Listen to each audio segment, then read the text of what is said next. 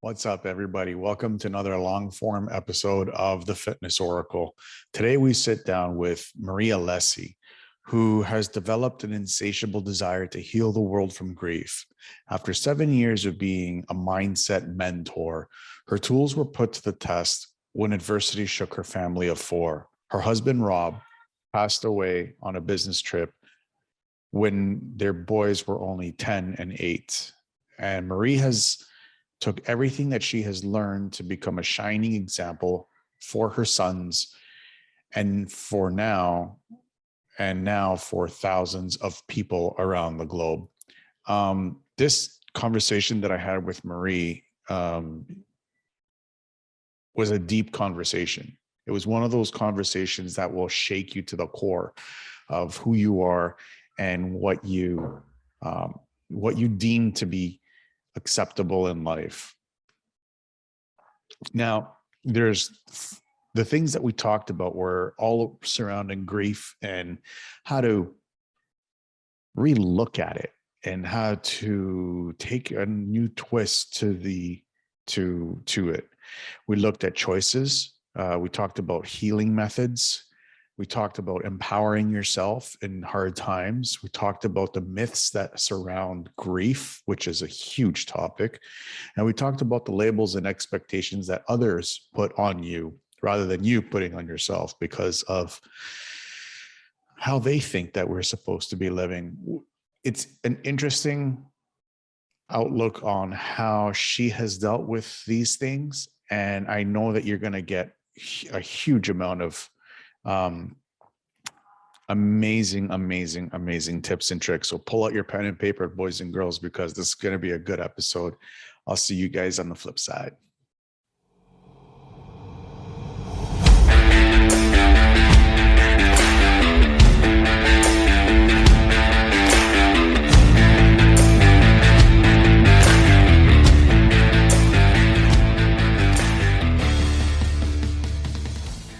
Welcome to the Fitness Oracle, where we have real conversations with real people just like you, with real stories just like yours. And this is one of their stories. I am your host, John Katsavos.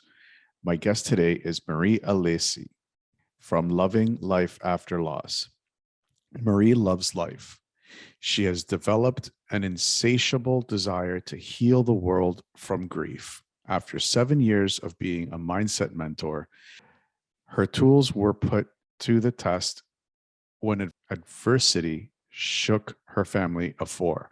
Her husband, Rob, passed away on a business trip when their boys were only 10 and 8. Marie took everything she had learned to become a shining example for her sons and now thousands of people around the globe. Marie, welcome to the show. Thanks, John. Thanks for having me. How is lovely Australia? I have family down there. It is absolutely freezing today, believe it or not. Like, it's the first day of winter today for us. And I actually expect to see some snow, which rarely happens where I live, but it's just really freezing. Well, I can't say that I miss the snow, but so I won't say that I miss the snows. I don't either. That's why I moved to Australia. I'm actually originally from Austria, so there's lots of snow there. But I moved here for the warmth, not for winter. I gotta ask, what initially got you interested in this kind of work? Well, it was not that I was ever interested in working with grief, to be honest, but my husband passed away very unexpectedly almost 4 years ago. And I had previously been a mindset mentor. So I worked a lot with mindset and inner growth, personal growth, to help people on their business growth journey. And when Rob passed, I closed down the business because I literally had nothing left for other clients. I needed to have the focus in my family on my healing, on holding space for the boys. They were only 10 and 8 at the time. And somehow the path really presented itself. It was a given for me when I showed up very differently in the world in the terms of how I handled my grief, how I turned and actively chose happiness in my life. I wanted to create a happy life for the boys and I. So obviously, society did not expect that. And by the reaction of it, I decided to write a book about it. And when the book ranked in the top 100 of Australia, I thought, okay, I've got something the world needs. And that's how, the book planted a seed, and the seed became a movement. And that's how I got into the work of helping people on their healing journey. I'm here to heal the world from grief. It's interesting because you're the second person I've had on the show that works specifically with grief. And I'm so Mhm. happy that you said yes to come on this show, because I know there's a lot of people in this world that are dealing with grief. Yeah. Um, have there been moments where you've just said, you know what, enough is enough. I've had enough of this. I'm just going to quit, just going to go get a 9 to 5 job and just, God, yeah. Absolutely. A very heartfelt, honest. Yes, I had these moments, and I had these moments a couple of times. I remember distinctly after the very first retreat I ran. It was in the first year of running Loving Love After Loss. And I knew when I opened the doors in March that I will be running a retreat in November. Don't ask me why. All these things just came to me, and I would put it all down under the umbrella of intuition. It just all really presented itself to me. And I had run retreats before, but never in the space of grief. So I was not prepared for what came thereafter. I was very well prepared for during the retreat, but thereafter I really collapsed emotionally. It was intense. And I remember I literally dragged myself through December. I remember that. And in January, I had a conversation and said, I really feel like stepping away from it all. And I had a conversation with my beautiful team of moderators. And I said, I need 3 weeks off. I really need to retreat myself. I need to, turn inwards and see and do a bit of soul searching, see what I want to do with it. They were fantastic. They just took over the group for 3 weeks, no questions asked, put a post up for me. I'll be spending time with my family and I need some time away. And they just took over, which was fantastic. Yet every time I stepped away, I realized that's all I needed. I needed to step away to gain a different perspective and to reconnect to my why. And my why is very strong. And that's why I know I'm on the right path. I just know I'm on the right path. But I'd be lying if I'd say I didn't have these moments, because at the end of the day, even though my focus is on healing and on happiness and not on grief, this is still where I'm picking my clients up from and the members of the group up from. So I constantly touch base with the topic of grief. And I am absolutely okay with that. Yet I do need to be very mindful of my own self care and my own routine to keep my focus on happiness, if that makes sense, and healing. absolutely, it does. You said something very powerful there. Your why. I've been Mm, obsessed with people's why for the yeah. last 2 years. Um, Mm, when it comes to topics like your grief and losing hmm. somebody that's important to you, somebody that's close to you, someone that you had Yeah. some kind of like relationship with, Mm. do you find it hard to be able to tap into the why when the whole world around you is crashing in on you? I think it's the complete opposite. It's like when the whole world's crashing and you need a strong why, that's the one thing that holds you upright. That's in my case anyway. Um, the why is a very interesting question. I agree with you, John, because a lot of people use that why as in, why did this happen? Why did this happen to me? And that's the mindset that a lot of people have. Why did this happen to me? It's a victimhood mindset. And I say that with a whole lot of respect where people are at when they experience adversity like that, because of course you do feel like this is happening to you and the world is crashing down. Yet my mindset is very different and always has been. I always had the very strong belief that life is happening for me, not to me. And even the time when Rob died, I still knew there has to be a huge purpose. Otherwise, something like that wouldn't happen. And I trusted in that very deeply. I had huge trust in that there is a reason for that. I was not in a rush to find out because I knew my focus had to be on healing. My focus had to be on being in the moment and holding space for the boys. So I didn't rush that. Why did that happen? As in the purpose, finding the purpose around it. Yet I had I would call it a very enlightening epiphany not too long after Rob died. And I had this whole, I don't know how to put this. It was a very deep understanding that all of this was part of our soul contract. And that really filled my heart with so much joy and peace that I thought, there's so much love in this. There is so much love in this, that Rob died for me to move forward and help the world in healing grief, if that makes sense. That's very much in a nutshell and very much put in a very basic concept, but this is the overall concept that I got from this, if that makes sense. So there's a huge why behind all of that. That makes 100% sense. It really does. I Mm, mean, like you said, it's such a powerful question, the why. Like, mm, why did this happen, and stuff like that. But when it comes to grieving, we're gonna talk a lot more into the myths mm. behind it and all that Yeah. fun stuff. But I want to get your perspective on the different stages of grieving, because everybody grieves differently. Mm, yeah, What absolutely. I what agree. what have you seen in the past, and how do you help people um, through those stages? Mm. So I want to start with a huge myth buster here, and that is there are no stages of grief. There are no stages of grief. And the stages of grief, I put that on a huge quotation marks that everyone talks about by Elizabeth Kubler-Ross.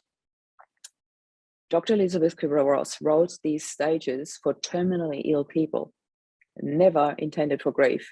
I have no idea when society turned that into stages of grief because they never were. And when you think about those stages that everybody refers to as stages of grief, when you think about that in terms of terminally ill people, it makes a lot more sense. You know, the shock, the denial, the bargaining. This is for terminally ill people, not for people experiencing grief. So yes, I agree with you. Everyone grieves so differently. And yes, there is, from what I have experienced, very often or mostly this element of shock, of course, in particular when it is sudden, like it was in our case. There was no pre-warning. Rob died from a brain aneurysm while he was on a business trip away. There was no pre-warning. There was no signs that it could have potentially happened. He was absolutely healthy and in the prime of his life. Age of 45, he was a surfer. He was really fit and healthy, you know. Um, so to me, there is a phase where people, I always say it, like healing is a decision, you know. It really takes a decision that you want to heal and that you do want to allow happiness back in. So I always say healing and happiness are choices that we can make at any given stage. And there is this phase where people um, question whether that will ever happen for them again, or whether healing is even possible, because society also has brainwashed us with the idea that grief will stay with us forever. I don't agree with that. I do not agree with that, with all due respect. It's a choice. Grief can visit us every now and then, and grief can come in form of memories when all of a sudden you hear a certain song, or you watch a particular movie and it triggers emotions in you, and you might have a huge cry or a sobbing cry or a little bit of tears coming out. That doesn't mean that grief stays with you forever. It's absolute I think it's absolutely brainwashed by society, and it also pushes expectations on us that this is how we are supposed to be. The pain is supposed to be with us forever. I don't agree with that. So I think the most important part on a healing journey is to want to heal, to allow that in, to make the decision that I want to feel better. I want to have happiness in my life again. I want to allow joy in. And here's the thing, love is absolutely simple. Love just wants you to be happy. That's how simple love is. We tend to overcomplicate love because we put conditions on it. And this is just a human experience. You know, it's part of being human to add conditions to love. And we can talk about that for hours, and if it's unfortunate or not, or if it's just the way it is. But if you just focus on what's important, Love is simple. Love just wants you to be happy. And when you take that, and I put myself into my husband's perspective, who has passed close to 4 years ago now, and he'd be looking down on us. He has so much love for us. Why would he want anything else but joy for us? It doesn't make sense. Of course, he wants us to be happy. If I played a role reversal and if it was me who had passed and I'm looking down on Rob and the boys, I want them to be happy, nothing else. I want them to enjoy life and have fun and really experience purest joy. That's all I want. So there's always this process of coming to terms with that, that it is okay to be happy and that it's also okay to be sad. But grief is not a place to reside. Sadness is not a place to get stuck in. It's an emotion to live and to allow that emotion to come out and cry it out, and it's okay. But don't stay stuck there. It's not a place to reside. Does that make sense? Does that answer your question? Yes, and you've brought up so many amazing talking points with that. I'm waiting. I was waiting to chomp on that. When we're in a state of loss, we have a tendency of making bad choices as well as choices that we need to deal with. Do you believe that there's such a thing as a bad choice? Not really. And I also don't believe that we tend to make bad choices. I don't believe in that anymore. There is so much mindset happening around that. I've been working with mindset for way over a decade now. And if there's one thing that I do believe is that we do have the choice how we think, how we feel, how we create our life. And that constant, we make bad choices or we already includes everyone. And if there's something negative following that, I don't want to be part of that we, if that makes sense. Because my brain instantly goes like, I'm quite happy with the choices I make. Do you know what I mean? I literally step away from that. And it's a really important point, I think, that you brought up here, John, because there is choice involved in that. Who do we surround ourselves with? Are these people that we choose in our circle of influence, in our inner circle, or in the circle of people that we hang out with, even on a casual basis? Are they supportive of my healing? Or are they keeping me stuck in widowhood, like society labels us, as in there is sadness and there's ongoing sadness and it'll be with you forever. I actually did an entire talk, TEDx talk, on redefining our image of a widow, because I just really love talking about labels. Labels keep us stuck. Labels actually make us live up to the expectation of whatever that label carries, and widowhood has got quite a dark label and huge expectations around staying stuck in that and being in pain forever. I don't want to choose that. Widow is something that I every now and then tick because I have to when there's an official form. But other than that, I don't really use that term because it doesn't suit me. I mean, I don't feel like a typical widow, if that makes sense. And I'm quite proud of that. That's amazing, because I know a specific guy, used to be a friend of mine.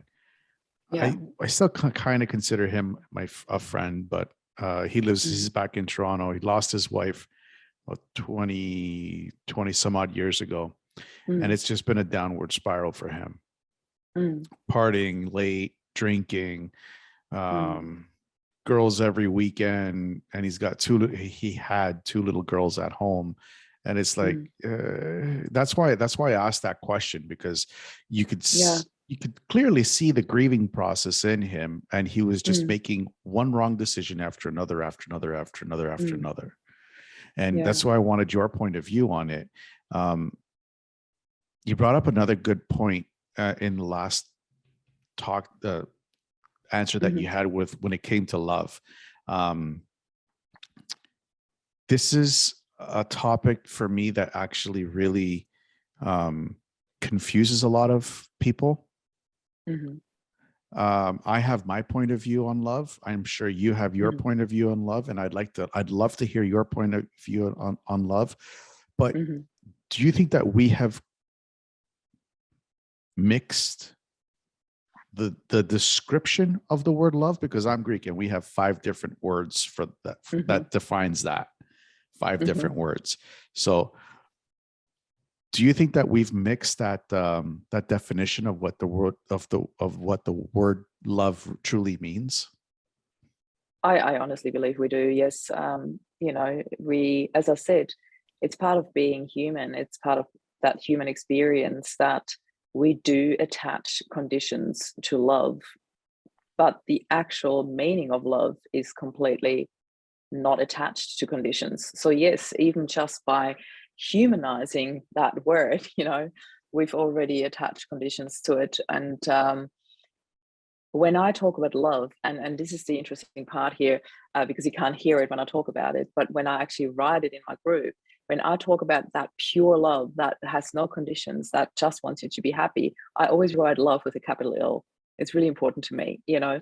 And when I think about love, I'm thinking of the love that you experience when you pass over, and there's nothing but this pure form of love and peace. And there is no guilt. Guilt is a huge topic in grief as well, where I always say guilt only exists here on this side. On the other side, there's none of that. And I want to quickly throw that in there. Actually, I know we are talking about love, but this is really important now that we've got the topic of guilt coming in here. I always say it's like a tug of war. You know, when you imagine 2 people holding onto a rope, and the longer you pull and the longer you play tug of war, the more it hurts because of the friction. You know, your hands start hurting and they can get really, really raw. And guilt is a tug of war that you're trying to play with a person on the other side. That person on the other side has already passed over. There is no grief on the other, no guilt or grief on the other side. There is no heavy emotion. All you have on the other side is the purest form of love and peace. So you keep tugging, but there's nobody else tugging. So you may as well let go. Game's over. There is no guilt. There is no space and no reason for guilt. Because as soon as the other person passes over, he or she is already at peace. So the guilt has got no place in it. It's just a human concept that you're making up that is not helping you or the other person. And I know that it sounds too easy, and no, it's too easy. I can't just let go. But the answer is yes, you can. Absolutely, yes, you can. And I'm more than happy to talk to anyone in person about this. But anyway, coming back to love, yes, I think the purest form of love is just really unconditionally, yet there are so many different conditions that we have attached to it in our humanness. And, you know, that's just part of being human. I'm not judging it as good or bad. It's just the way it is. It's just the way we live. And yeah, I'm not really sure if that answers your question completely, but No, it's a good answer. It's a good answer. I read in a book from a Greek Orthodox archbishop in Cyprus, and he said, "Love is if you and someone else die at the same time, and you're found, and the Christians are right. You're found at the pearly gates, and St. Peter's at the gate." And he says that if you can go into heaven, but your partner has to go to hell, love is switch places with that person. That's wow. love. See, that to me is very Catholic already. I'm not sure if I would agree with that. That's love. I understand the concept that is meant behind that, and I think that's truly beautiful. But yeah, I don't think that self-sacrifice. Anyway, Self-sacrifice. yeah, Moving on. Let's talk about your healing strategies. What kind of healing strategies do you have for people? I believe one of the biggest parts that's an element in everything I do, in all the healing journeys and programs and retreats I run, is a shift in perspective. And that's what I touched on before when I said the role reversal. You know, if I was on the other side and it was me who had passed so suddenly and Rob was left behind with the boys, I would want him to be happy. You know, it's literally that shift in perspective that actually already shows you what your loved one would want for you. All you need to do is put yourself into his or her shoes and look down on your own life, and then make that decision again. Are you making the right choices from where you're at right now? If you were on the other side, would you want the exact same choices that you are making right now for your loved one if the roles were reversed? So that in itself is a huge and very powerful exercise already. And I tend to not use this exercise too soon, because I always feel there is a build up and there is a learning curve to actually come to the point where you are okay to allow that in, where you're okay to do that. And some get to the point way sooner than others. I always gauged it by where the person is at, because everybody needs a different amount of time to heal and to get to that place. So acceptance is a really, really big thing, and holding space for people. We tend to not listen enough in our society. We tend to wanting to swamp people with advice. And unfortunately, most of this advice are stories from other people that you heard about or might even be related to, that have also lost someone. And with that, you think that you know exactly what that person is A, going through, and B, supposed to do. And A and B are both completely wrong. We don't allow people to find their own way. Even in my journey, in my movement, what we offer in our movement, the journeys, the healing, everything, I offer tools, I offer perspectives, but I'm not telling you that every tool is for every person. You need to trust your heart and really allow that intuition to come through in what is right for you. That's why I offer so many different levels of support, because everybody needs something so different. Yet the main element in the work that I do is holding space, trusting my intuition, and shifting perspectives for people. That in itself is already super powerful. You said that people tell stories and all that, and do you think it's kind of important to be able to reference the story in order to give yourself some form of like measuring stick to see this worked for someone, so let's see if something similar can work with this person? Permission to be brutally honest. Yes, absolutely. These stories that people tell are solely for them and not for the person they're trying to help. Ever. And I really mean that, absolutely ever. Really, the people that come up to you and go like, oh, my sister lost her husband, or my friend, or whoever, these stories are for the people talking to you. It makes them feel better. Oh, I feel I can give her advice. Oh, I feel I can help her. Newsflash, you're not. You're absolutely not helping. This person that you're talking to is going through a really, really rough time in their life. They've just experienced deepest adversity. And you come along and add to their pile. You're not taking away from their pile. You add to their pile with a story that means absolutely nothing to them. You feel that you give them the feeling you understand, but you're not. You're doing the complete opposite. And that is something that most people unfortunately don't understand. You are doing the complete opposite by sharing stories about grief, because everyone listening to this, most people smile and wave politely because that's all they've got left. And then you go into the grief groups and hear what they actually say. And then you read things like, and I'm being absolutely brutally honest here, because that's exactly what you read in there. I just wanted to punch her in the face. I just wanted to vomit. I felt so revolted. I'm so sick of people telling me these stories. I can't take it anymore. I can't hear it anymore. Yet they've got nothing left. They're in such a weak state at that moment, or can be in such a weak state. Not all of them are, that they've got nothing left to say. Just please stop with those stories. Just, I can't take it anymore. And that's not talked about enough. People still think they're helping, but they're not. And that's a very generic one. It's not just, oh, I heard it from one or two people. It's a very generic one. People cannot stand being told other people's grief stories when they're just dealing with their own. It's like, I'll give you a perfect example that most people can easier relate to than that, because if you haven't experienced it, it's really hard to relate to. But something that people can easier relate to is when there's a woman running around 8 months, 9 months pregnant, and all of a sudden all these women come up to her and tell her the worst birth stories ever. The worst birth stories. And I've got no idea why this magically happens all the time. When I was 8 months, 9 months pregnant, I remember a friendship completely falling apart because I told her, "Can you please stop with those negative birth stories? I do not want to hear it. We can talk about it after I had my experience, but don't tell me that before." And this person was so adamant that she needed to pre-warn me how freaking horrible it will be and how painful. And I've just been through my hypnobirthing classes, my breathing techniques and my calming techniques. And she's like, "But it will be horrible." And I said, "Can you just back off?" And our friendship was never the same after that, unfortunately.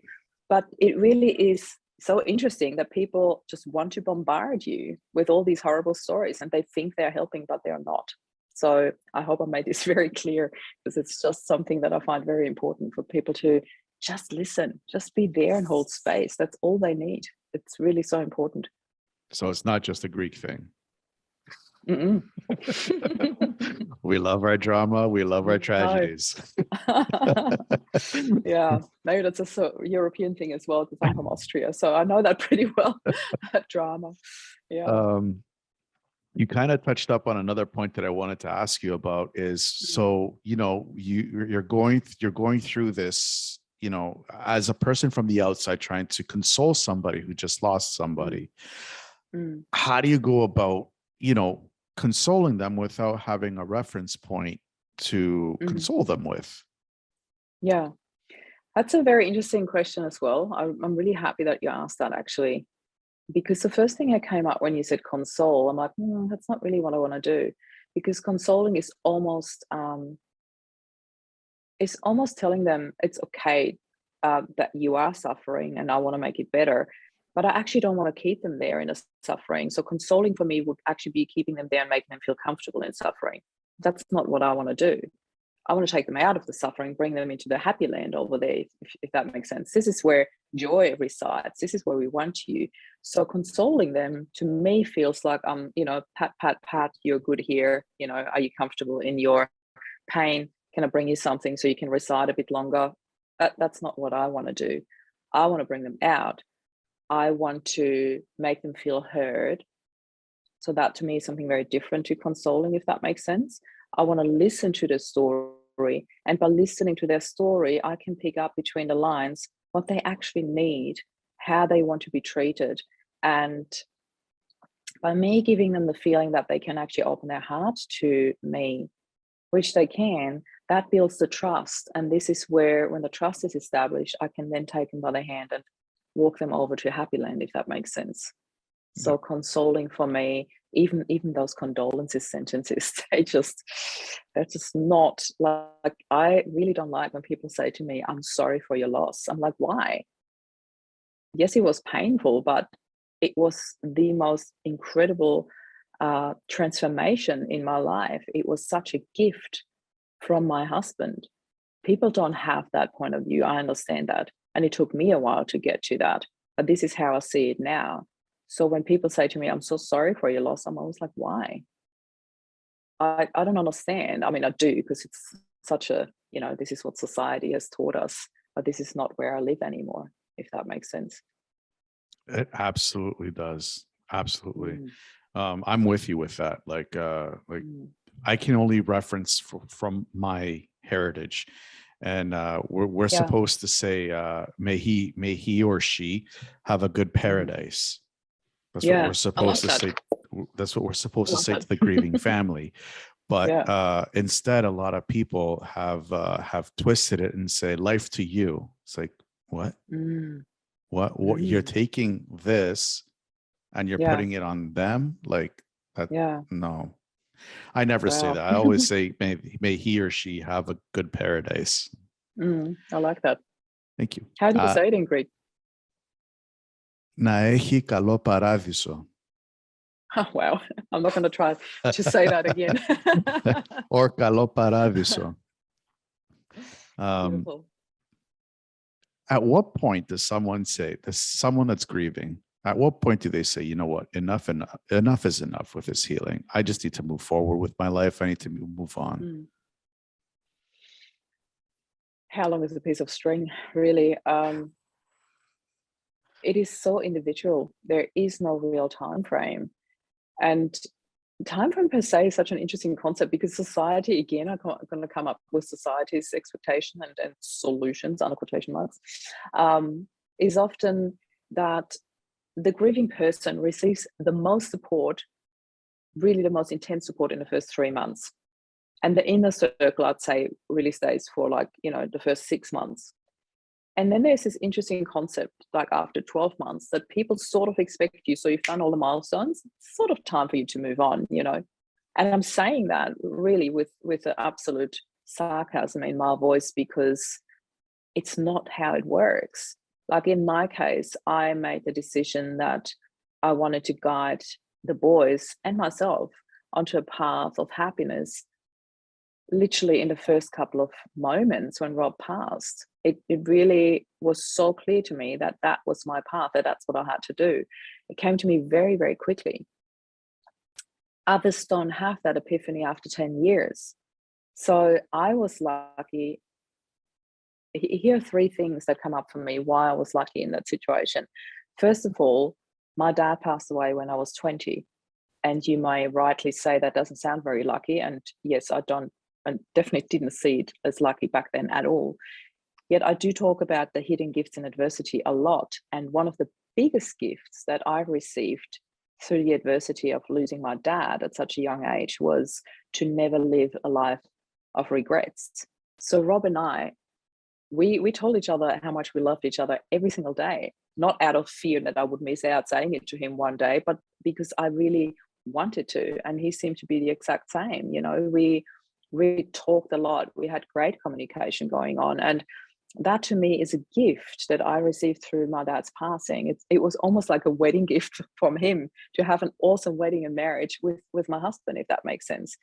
The second thing is that I worked as a mindset mentor for over 7 years at that stage when Rob passed. So I had all these tools, all these shifts in perspectives, all these, I knew what it meant to choose life, to choose happiness, and what it took for me to actually take the boys there.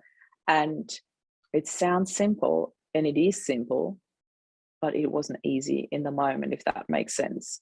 Yet I had the tools available to me. And the third thing that I was really lucky in is that Rob and I actually had a couple of conversations about that. He would come home from work and there was an accident, there was a fatal accident. And it happened a couple of times because the path for him driving home from work led through a one-way street. It was like he literally had to do like an hour drive around if that one road was blocked. Really beautiful road with flowers blooming everywhere in spring and a really beautiful drive to work. Yet when the road was blocked, you were pretty much stuffed. You had to do an hour detour to come home. And every now and then when it happened, it was an opportunity for us to talk about life, because the thing is, everybody thinks it's theory until it happens to you. You never think that it would happen to you. You hear it on the radio, you are really touched, and it would stay with you for a couple of moments, but then you get back into your busy life and the story is gone because it's somebody else's story. It's not yours. And this is how it's supposed to be, because if we were to take everything on, we'd be suffering all day long. We'd be just drowning in all these horrible stories around you rather than focusing on our life and the beauty that there is all around.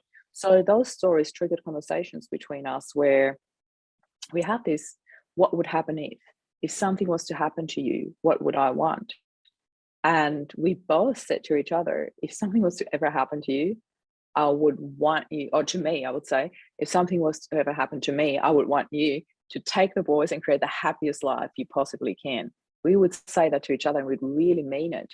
Because again, that's what love is. Love is that simple. And I meant it, and I knew that Rob meant it. And when all of a sudden it wasn't theory anymore and it became our reality, I knew exactly that that's what I had to do.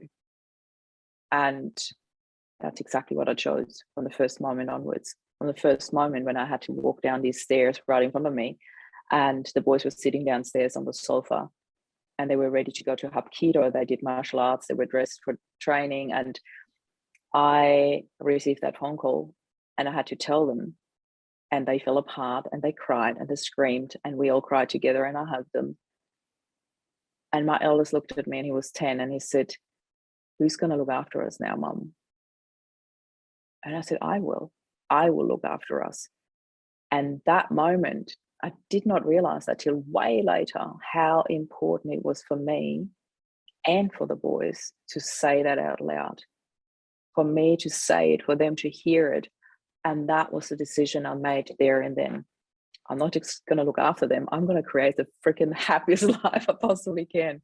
And that's what I'm still doing now. It's my absolute mission. That's my sole purpose in life, to create an amazing and happy life for them and hopefully inspire a whole bunch of hundreds of thousands of people around me on the way.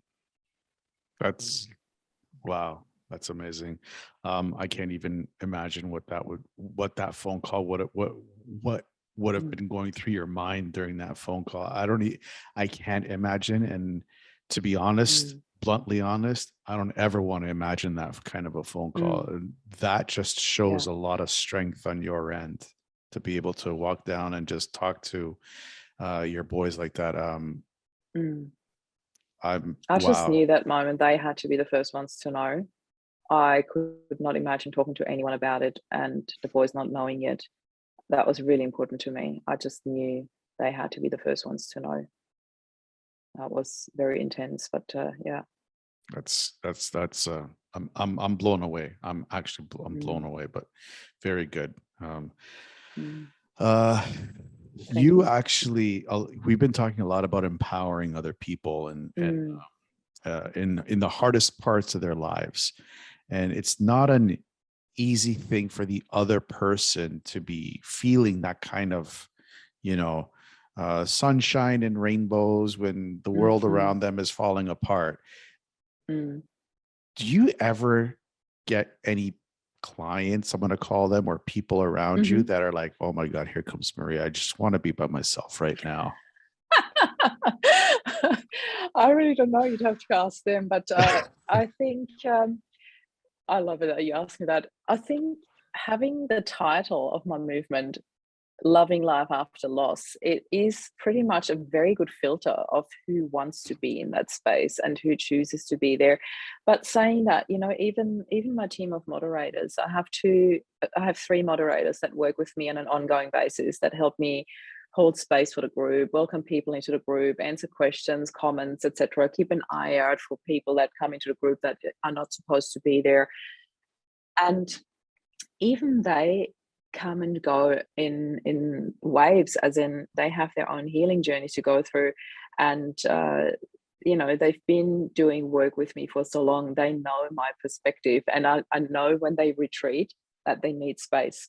And I totally let them. I'm not going like, hey, where are you? I haven't seen you for a while. I know. And they always come back and say, I've been going through this wave of healing. I've been going through another layer of healing. And sometimes they would retreat and sometimes they would come to me for that. And that's absolutely fine. And that goes for everyone in the group. So there are a lot of people in the movement that are sitting on the sidelines. And they might be doing that for a year, for 2, for 3 years. And then all of a sudden they come out and they always tell me that.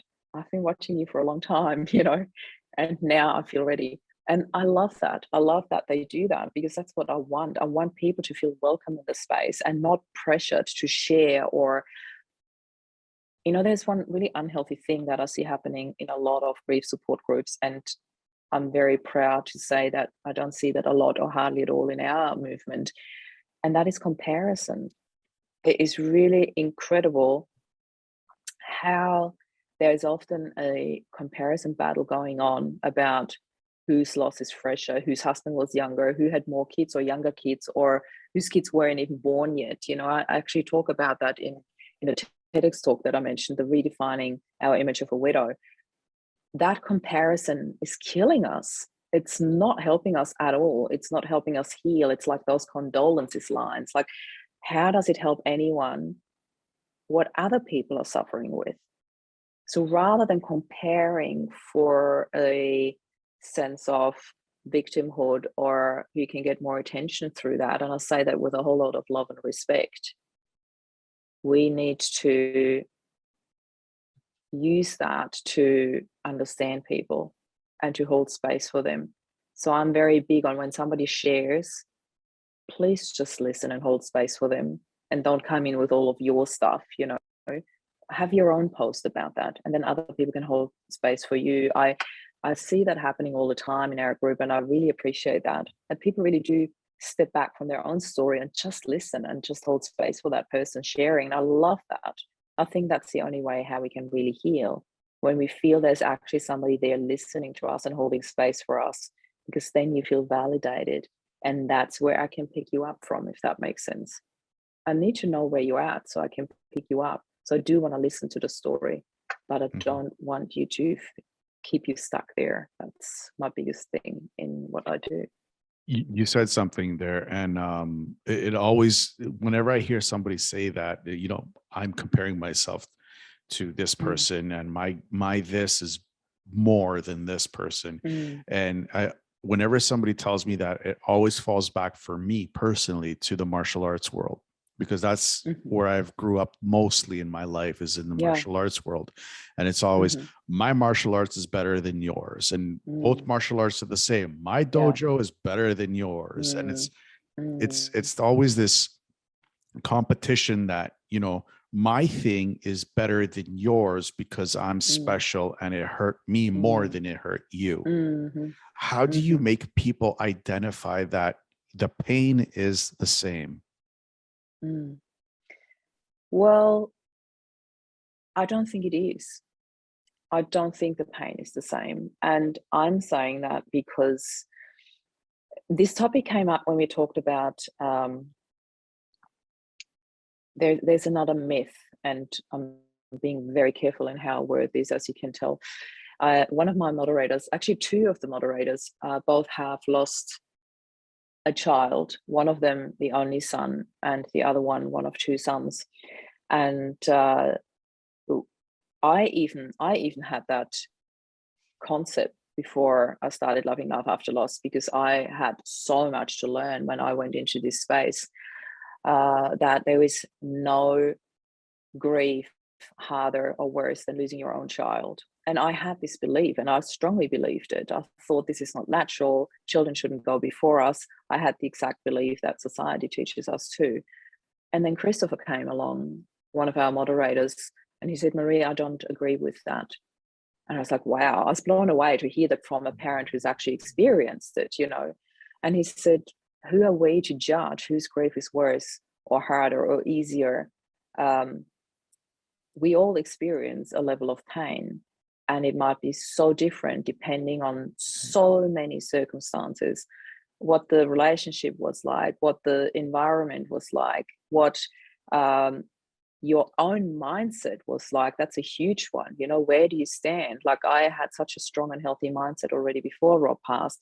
So I strongly believe that even though my pain was intense, that I was dealing with it very differently.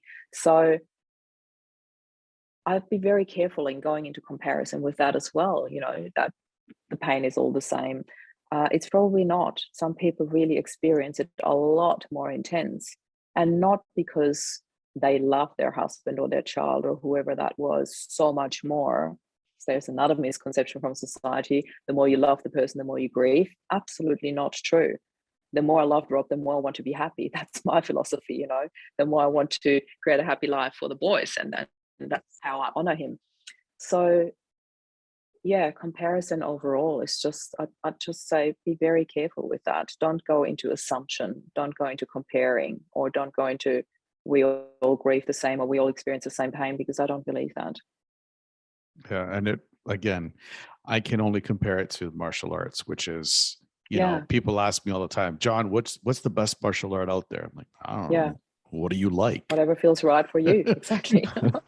What, Yeah. because it's like, the physical and spiritual cons, Mm.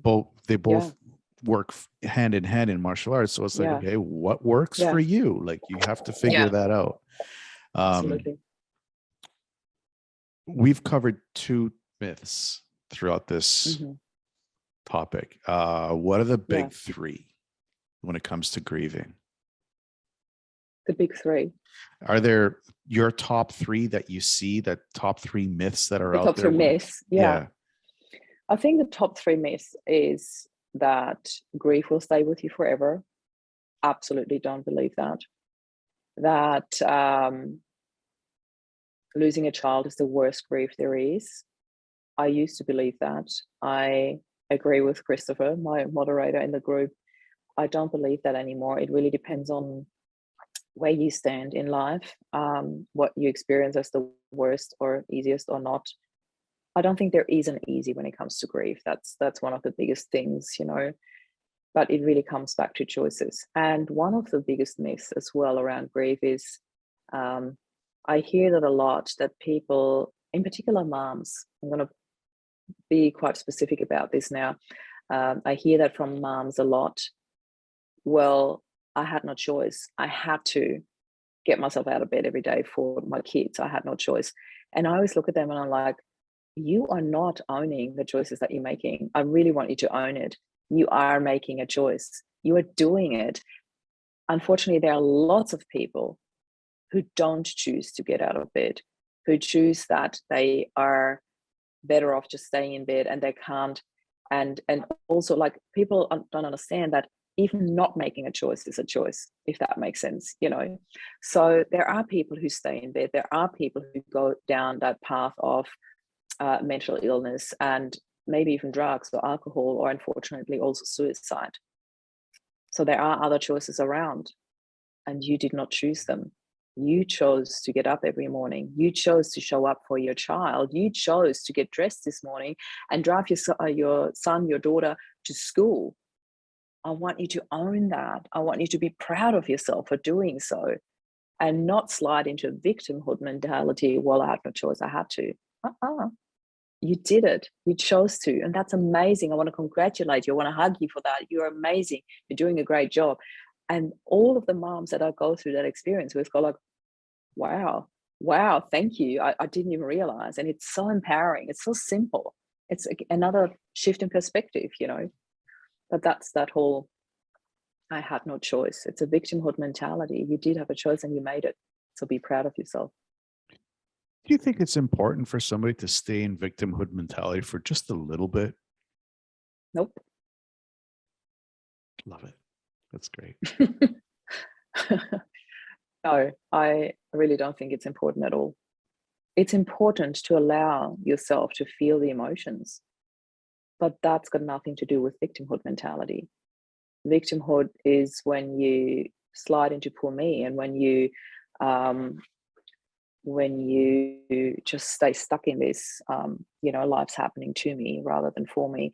And don't get me wrong, we all have these moments of feeling sorry for ourselves. I even have those moments, although I so don't live in victimhood mentality anymore. I used to for a long time. I learned a lot of that from my family.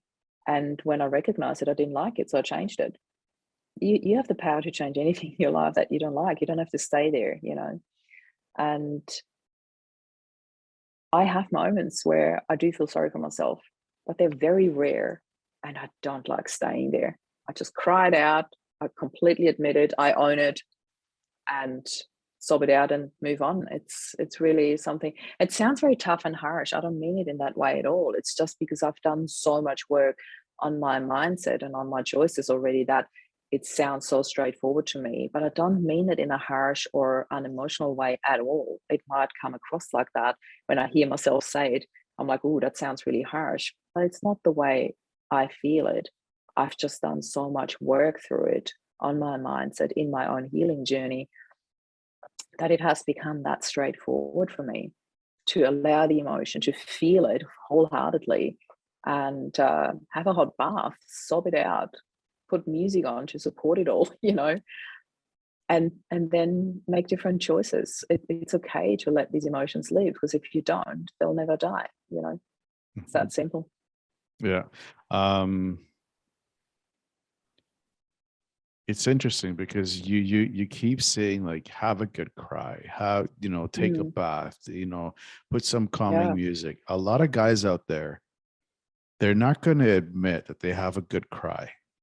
Mm, Society, as we all know, society has mm, labeled us as the hunters, the mm, tough, the pillar of the family. And mm, when we do break down, because we are human beings and we do have emotions and we do feel, we mm, break down. mm. how would you go about I won't say consoling, but how would you Mm, handle a mm, guy that's going through a grieving process and he yeah. doesn't want to break down? Mm. It's really beautiful. I'm so grateful that you asked me that, John, because at the beginning, I mainly work with women, and still the group that I started here, the movement that we have is predominantly women, 95%. And I've seen just lately an increase in men coming in, and also the first person who signed up for the retreat coming in July now, we're almost booked out by now, but the first person that signed up for it was a man. And I was like, why wouldn't I take men along to retreat? I think it is so important. My mindset at first was, I need to keep this for women only. And then I thought, why? They're all souls that want to heal. And I've actually added something to my retreat that I really love. And you'll love this too, I think.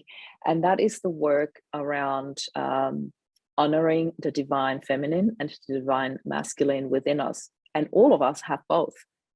And what I found quite interesting, I have done so much work around this because I realized when Rob died, I instantly, without thinking, that's something that just happens subconsciously. And you'll see that with men too.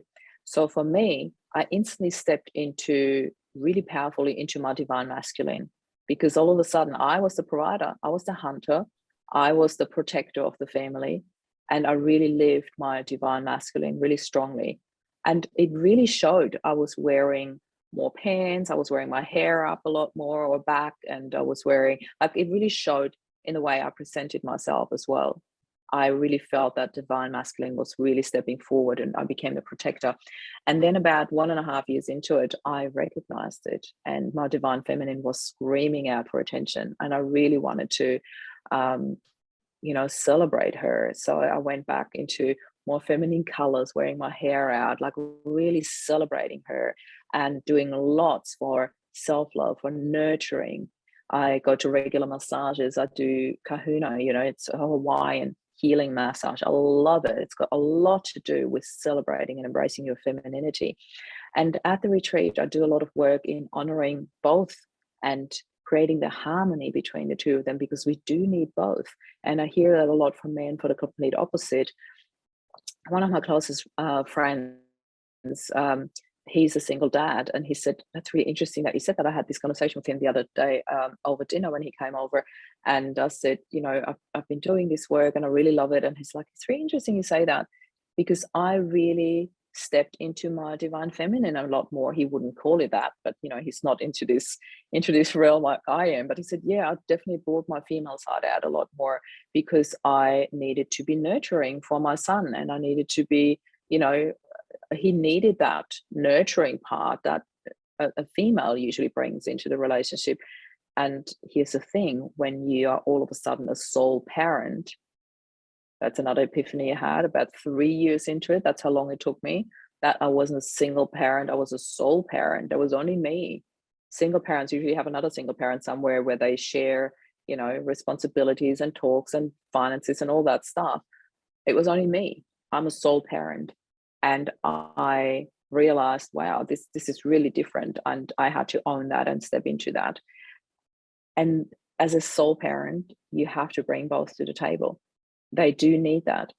And sometimes it's okay to bring that in from the outside in the form of a family member or a close friend. Like this really close friend of mine, he's quite capable of stepping into that. Or Rob's brother is capable of stepping into that when the boys really need a male influence. And there are certain things they really don't want to chat to me about, and that's fine, Yeah, but I just love that you brought that up, because it really is important to honor both within us, not even just as a widow or widower, just as a human being, to honor both parts within you and know when they are needed. We kind of touched up on what I wanted to talk about after, right after that Yeah. answer was a lot of guys out there that are alone. They Mm. don't have a partner, they don't have children, they're just by themselves. And when you Mm. start talking to them, I personally, Yeah. coming from a guy, when you're like, oh, you have to let your divine feminine come out. I'm not, Mm.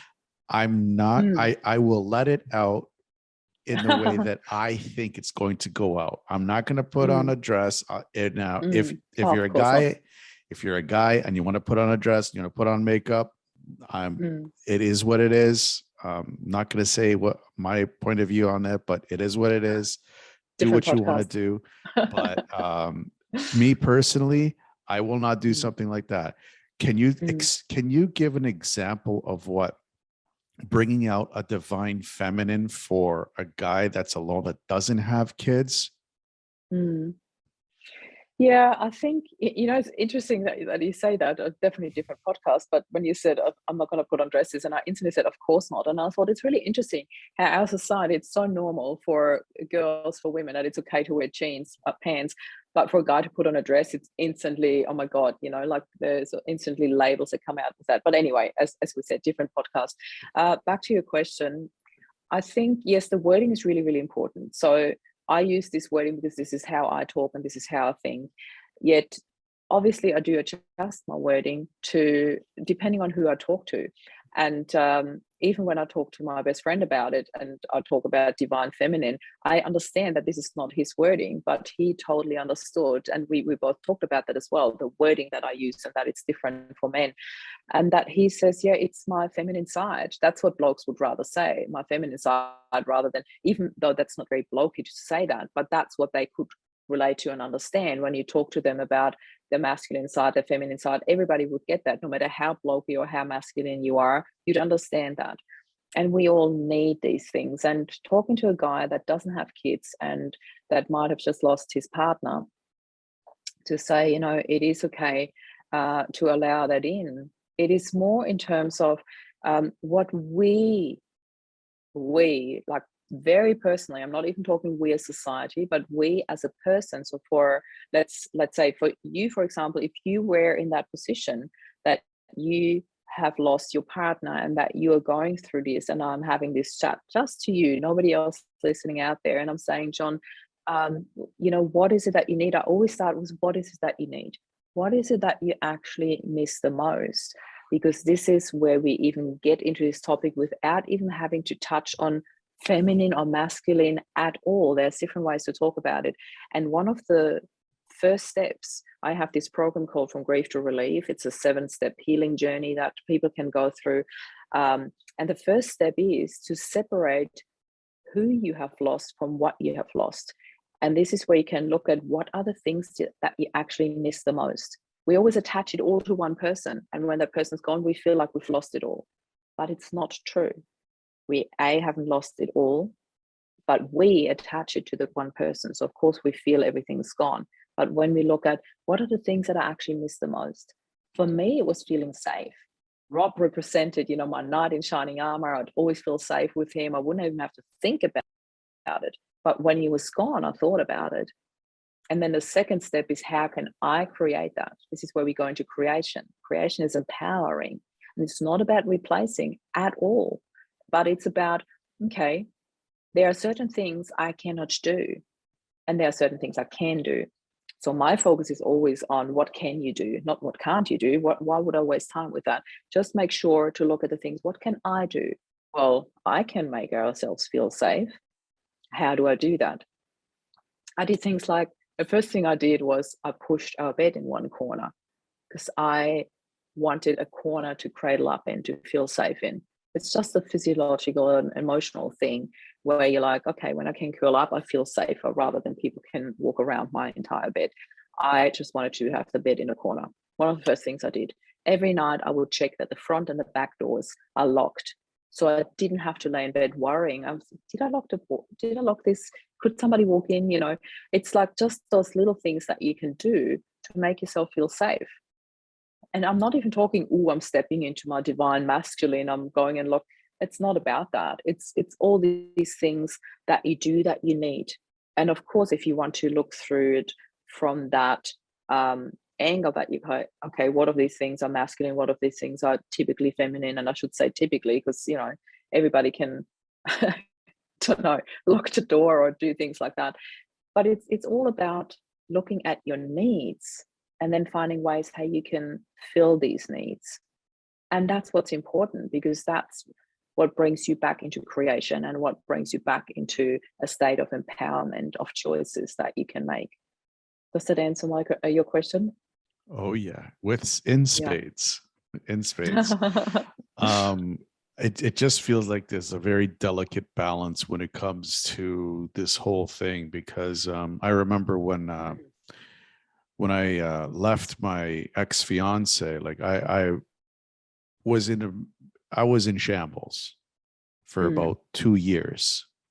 mm, All I wanted to do was hide. I didn't want to see anybody. I went from working my yeah. dream job, beautiful, amazing career, great relationship, and within a month I lost everything. Mm, And just like you explained, like you pushed your bed to the corner, mm, I was grabbing my pillow mm, because I missed yeah. holding her when we were sleeping. I Yeah. missed it. So I was grabbing my pillow. I was kind of giving myself that comfort. So it's yeah, it's a real thing. And it's like I said, we're human beings with feelings and Mm, emotions. And we mm, need to identify that. We need to yeah. acknowledge it. Do you agree with like acknowledging stuff like that for men as well as Absolutely. women? 100% in particular for men, because as women we are quite good and quite accustomed to acknowledging where we're at and talking. Women are talkers. That's in our blood. We sit around the fireplace, and talk. That's literally ingrained in us. And men are like more like grunting, when it comes to absolute basic stuff. And you get the acknowledgement, nod, and hug, and whoop, whoop, whoop. It's really funny how people talk about it in a joking way, but we have to acknowledge that it's nothing negative or positive. It just is how we were brought up, and that sort of caveman mentality is still within us. We still have that, and I think that men need a lot more acknowledgement in what they do and what they need than women, because we tend to give that to each other naturally while we sit around a fireplace and talk. So to say in caveman language, but yeah. That's so true. So true. Mm, We are coming up close to the end of the show. These are the mm. 7 or 8 questions I ask all my guests, and Oh, I just would ready? love to get your perspective. And don't worry, it's not political. It's not I'm none of that good. stuff.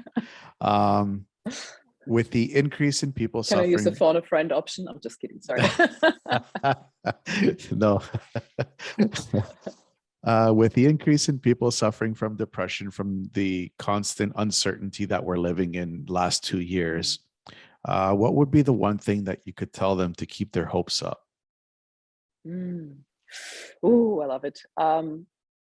I instantly thought of a new friend that I made through LinkedIn. I've interviewed him twice in our group, Jeff Johnson. He's on a tour throughout the US, raising awareness for mental health. Absolutely beautiful.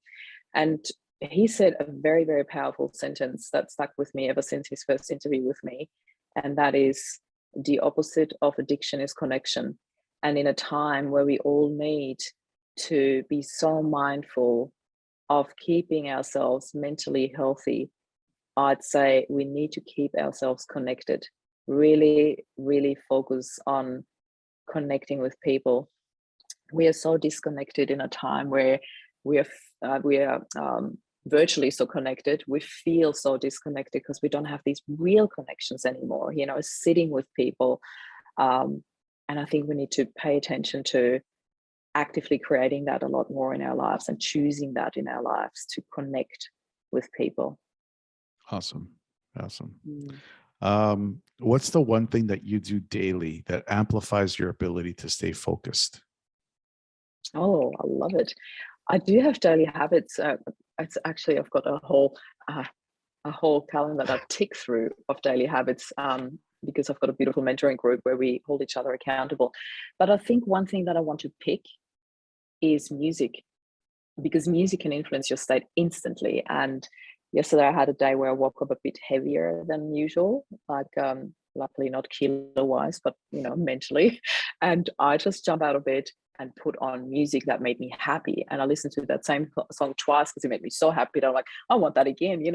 And I think music is a really simple one that anybody can use. If you have a day where you don't feel as chirpy as usual, just choose a happy song, have a happy playlist, create one. It's really easy to do that. Very good. Yeah.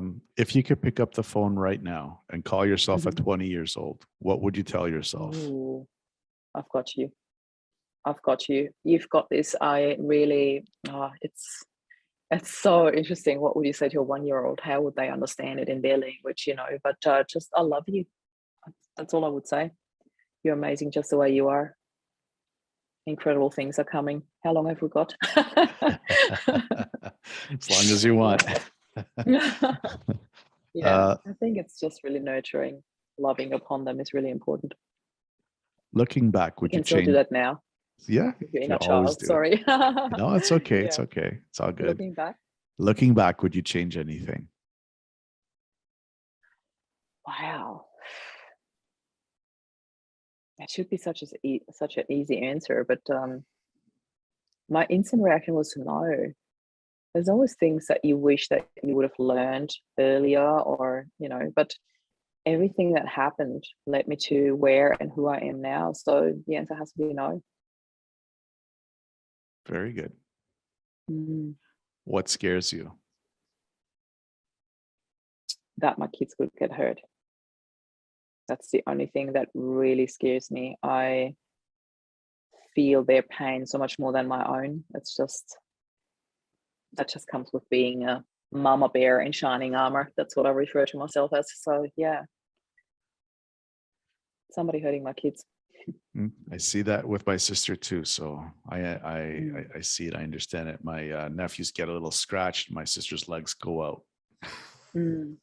It's not even about that because they're boys, they'll always get scratches. But I hear you. For me, it's more like the really deep emotional pain that anybody could do to them.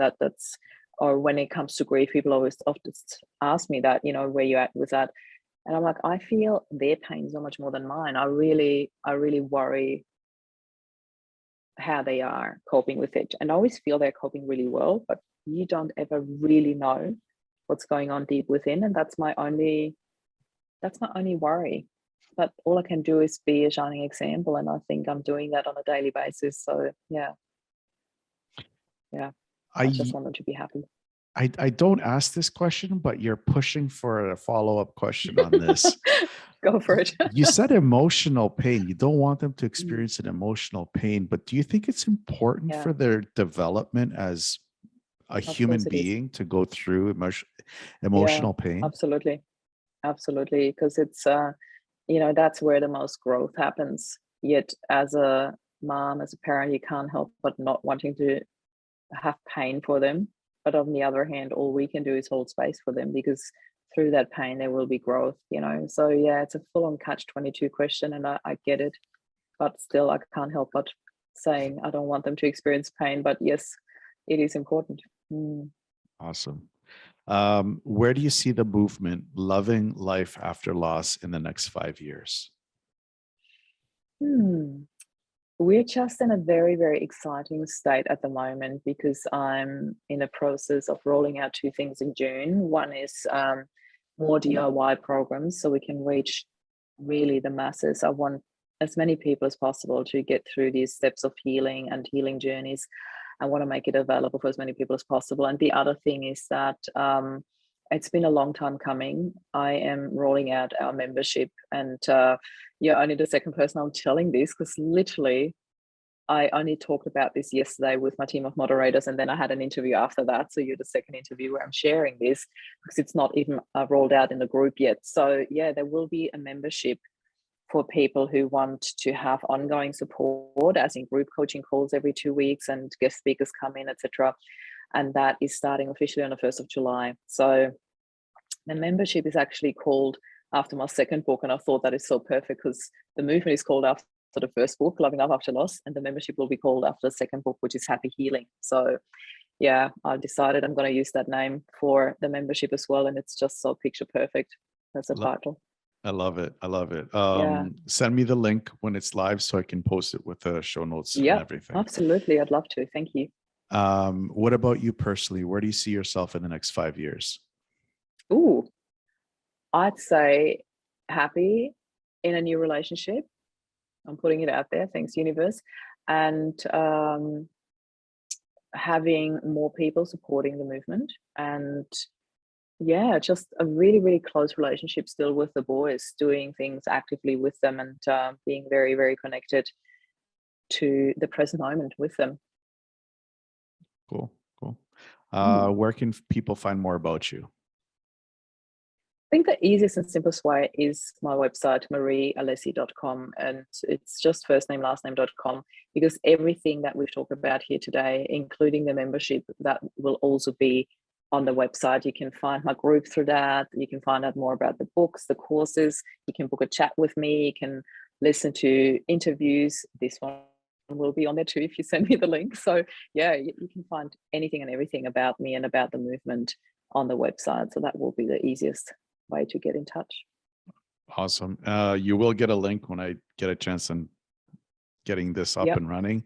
absolutely. And I will post all the links that you gave me with the show notes, Mhm. so everybody has easy access to you Yeah, and your services. thank you. Any final thoughts? If you have any doubts that healing is possible for you, please reach out to me. I'd be more than happy to just have a chat to you about it. I'm not going to push you into anything, but I really feel I want the entire world to know that healing is possible. That's it. Marie, thank you so much for coming on this show. This has been a very great show. I really had a great time talking to you, asking you some really deep questions. Mm, There's some very hard topic, mm. and the work that you do it's not easy, and it takes a strong character to do the work that you do. So I really appreciate the work that you Thank do. you. All the power to you, and I know it's gonna explode. Thank you so much for having me, John. And I really, really appreciate those questions and for you holding space for me to share all of that. Thank you. Welcome. Going through hard times is just a test. What you need to know is that when you get out of whatever you're going through, you will be stronger than ever before, and you don't need to go through it alone. Always know that you are not alone. Stay tuned for more real people with amazing stories that are just like yours. Until then, to everyone out there listening, I wish you a good morning, good afternoon, or good night, wherever you may be in this crazy world. Hey guys, John from Resilient Reboot Productions and the Fitness Oracle. Thank you so much for watching this episode. I really hope that you enjoyed it. Please don't forget to subscribe, hit the bell, and share if you're watching on YouTube or Rumble. If you're listening to this on iTunes, Spotify, Google Podcast Breaker, iHeartRadio, Stitcher, or whatever streaming service that you are using, please give us a 5-star review. Please give us a 5-star rating and a positive review, as it will help us reach out to more people that are suffering from mental health issues. Before you go, I'd like to invite you to the Band of Brothers. Over the years, we have discovered a system to help men regain their confidence, who, because of a world that has become so fast-paced, and the requirement of simply being a provider has changed men, and we have lost our place in this world. We've put together a group of men that are here to support your journey, showing you how easy it really is by implementing simple everyday actions that take little to no time out of your day. All you have to do is just click the link below to get a one-on-one call with me, so we can identify your issue and how we can best serve you with these calls. I hope to see you on the call, and I'll see you guys soon.